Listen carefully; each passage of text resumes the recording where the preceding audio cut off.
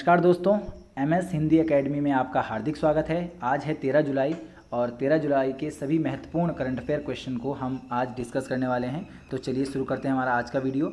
हमारा पहला क्वेश्चन है, राष्ट्रीय सादगी दिवस कब मनाया जाता है? तो राष्ट्रीय सादगी दिवस ये अमेरिका में मनाया जाने वाला एक दिवस है जो 12 जुलाई को मनाया जाता है। और क्यों मनाया जाता है? तो ये मनाया जाता है हेनरी डेविड थॉरी, जिनका जन्म हुआ था 12 जुलाई 1817 को, जो अमेरिका के मशहूर लेखक, कवि, पर्यावरणविद, इतिहासकार और दर्शन शास्त्री थे। इन्होंने दुनिया को सादा जीवन जीने का संदेश दिया, इसलिए इनके जन्म दिवस को राष्ट्रीय सादगी दिवस, नेशनल सिंपलिसिटी डे के रूप में अमेरिका में मनाया जाता है। 2 जुलाई को वर्ल्ड यूएफए डे और 29 जून को राष्ट्रीय सांख्यिकी दिवस, जो कि PC महालनोबिस के जन्म दिवस के उपलक्ष्य में मनाया जाता है। चलिए दोस्तों, अगले क्वेश्चन की तरफ बढ़ते हैं। हमारा आज का दूसरा क्वेश्चन है, किसने बेस्ट डॉक्यूमेंट्री शॉर्ट फिल्म का दादा साहब फाल्के पुरस्कार 2020 जीता है? तो ये जीत लिया है केजेंग डी थोंगडोक ने, और इनको ये अवार्ड मिला है इनकी शॉर्ट डॉक्यूमेंट्री फिल्म ची लूपो के लिए।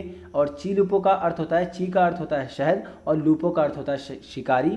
तो शहद शिकारी के जीवन के ऊपर इनकी ये डॉक्यूमेंट्री फिल्म है, जिसको बेस्ट डॉक्यूमेंट्री दादा साहब फाल्के पुरस्कार 2020 मिला है। और बात कर लेते हैं ऋतिक रोशन की। तो ऋतिक रोशन को दादा साहब फाल्के पुरस्कार 2020 में बेस्ट एक्टर का खिताब मिला है, और साथ ही इनकी मूवी सुपर 30 को बेस्ट मूवी का अवार्ड मिला है। रणवीर सिंह, हमने हाल ही में पढ़ा था, क्रिटिक्स चॉइस अवार्ड इनको मिला है। और अमिताभ बच्चन 2019 का Dada Saheb Phalke life time achievement award इनको मिला है। चलिए दोस्तों, अगले क्वेश्चन की तरफ बढ़ते हैं। हमारा आज का तीसरा क्वेश्चन है, प्योर फॉर श्योर अभियान किस राज्य ने शुरू किया है? तो ये शुरू किया है राजस्थान ने। और राजस्थान की बात कर लेते हैं तो राजस्थान की राजधानी है जयपुर। और अभी हमने हाल ही में पढ़ा था कि जयपुर के परकोटे को विश्व विरासत सूची में शामिल किया गया है। मुख्यमंत्री हैं अशोक गहलोत और गवर्नर हैं कलराज मिश्र। कुछ योजनाओं की बात करें तो इंदिरा रसोई योजना, ये राजस्थान से संबंधित है। स्माइल ई-लर्निंग पोर्टल राजस्थान ने ही शुरू किया था। और जैव ईंधन नीति को लागू करने वाला देश का पहला राज्य भी राजस्थान ही बना था। प्रमुख नृत्य की बात करें तो घूमर, चंग, चरी और तेरा ताली यहाँ के प्रमुख लोक नृत्य हैं। तो चलिए दोस्तों, अगले क्वेश्चन की तरफ बढ़ते हैं। हमारा अगला क्वेश्चन है, दलाई लामा की आत्मकथा किसने लिखी है? तो दलाई लामा की आत्मकथा लिखी है तेंजिंग गए टेथांग ने, और इनकी आत्मकथा का नाम है his holiness the 14 Dalai Lama an illustrated biography, और इसको इसी साल लॉन्च किया जाएगा। और दलाई लामा की बात कर लेते हैं तो वर्ष 1989 में 1989 में इनको शांति व अहिंसा पर शांति का नोबेल पुरस्कार दिया गया था। चलिए दोस्तों, अगले प्रश्न की तरफ बढ़ते हैं। हमारा अगला क्वेश्चन है कि भारतीय रेलवे ने किस वर्ष तक नेट जीरो कार्बन एमिशन मास ट्रांसपोर्टेशन नेटवर्क बनाने का लक्ष्य रखा है? तो ये रखा है 2030 तक। और रेलवे की बात कर लेते हैं तो रेलवे बोर्ड की स्थापना हुई थी 1905 में, और इसका राष्ट्रीयकरण हुआ था 1951 में। और रेलवे बोर्ड के अध्यक्ष हैं VK यादव। चलिए दोस्तों, अगले क्वेश्चन की तरफ बढ़ते हैं। हमारा अगला क्वेश्चन है कि भारत के किस राज्य में पहली राज्य स्तरीय ई लोक अदालत शुरू हुई है? तो ये शुरू हुई है छत्तीसगढ़ के बिलासपुर जिले में, और इसका शिलान्यास किया है छत्तीसगढ़ हाईकोर्ट के मुख्य न्यायाधीश PR रामचंद्र मेनन ने। और बात कर लेते हैं छत्तीसगढ़ की, तो छत्तीसगढ़ की राजधानी है रायपुर, और यहाँ पर गार्बेज कैफे छत्तीसगढ़ में ही खोला गया था।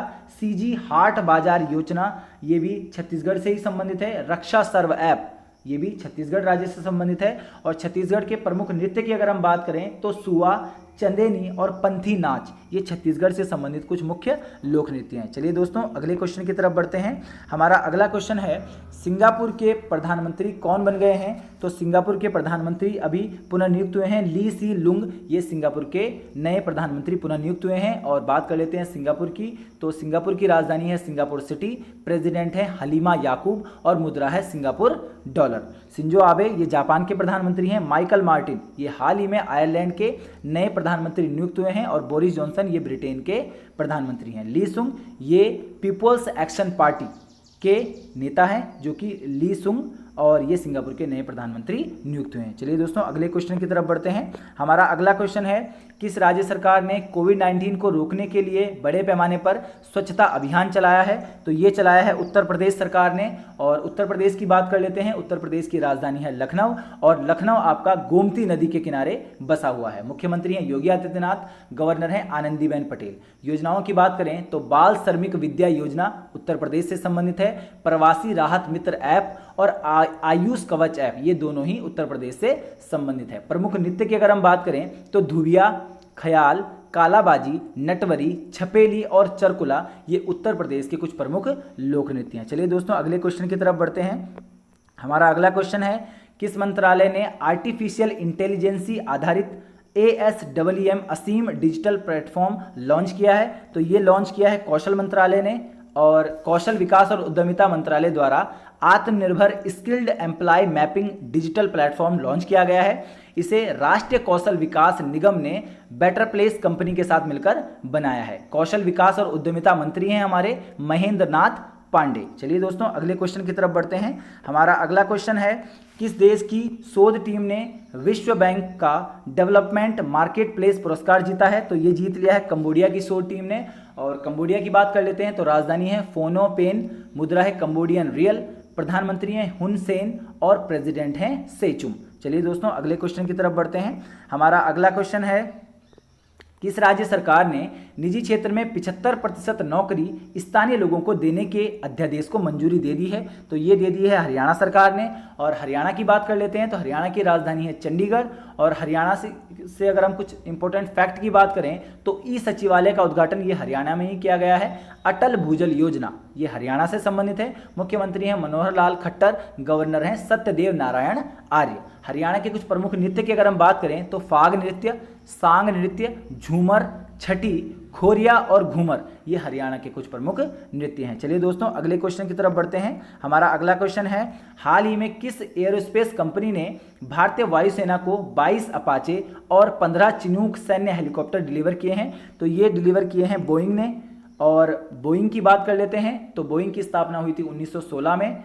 हेडक्वार्टर इसका शिकागो अमेरिका में। संस्थापक हैं इसके विलियम ई बोइंग और CEO डेव कैल्होन है।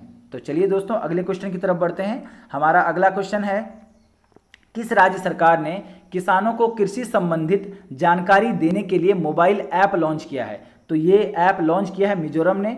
और मिजोरम की बात कर लेते हैं तो मिजोरम की राजधानी है आइजोल, मुख्यमंत्री हैं जोरमथंगा और गवर्नर हैं PS श्रीधरन पिल्लई।